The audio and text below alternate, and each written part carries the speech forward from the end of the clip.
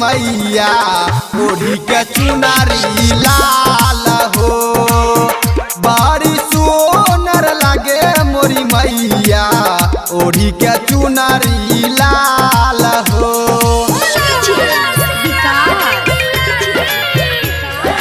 Mix by Balbhadra Singh.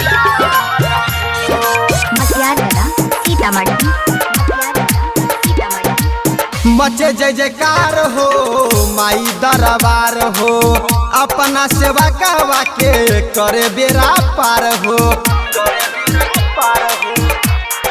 हाँ मचे जय जयकार हो माई दरबार हो, अपना सेवा करवा के करे बेरा पार हो। निमिया गछिया झूलावा लगवली लचके निमिया के डाल हो, बड़ी सुनर लागे मोरी मैया ओढ़ी के चुनारी लाल हो, बड़ी सुनर लागे मोरी मैया ओढ़ी के चुनारी लाल हो।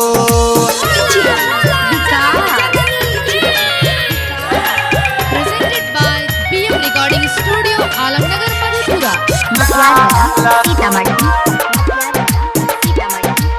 सातोरे बहिनिया चले सज धज हो, सबे देवता भी देखो करे अचरज हो।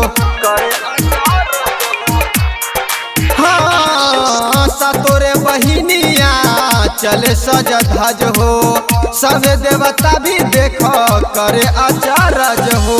लिखे राइटर राजू राजा पचारा, परवीन के दुख दिहटाल हो, बड़ी सुनर लागे मोरी मैया ओढ़ी के चुनारी लाल हो, बड़ी सुनर लागे मोरी मैया ओढ़ी के चुनारी लाल हो। बाघवा के कई के सवारी चले ठुमकी चाल हो, बड़ी सुनर लागे मोरी मैया ओढ़ी के चुनारी लाल हो, बड़ी सुनर लागे मोरी मैया ओढ़ी के चुनारी लाल।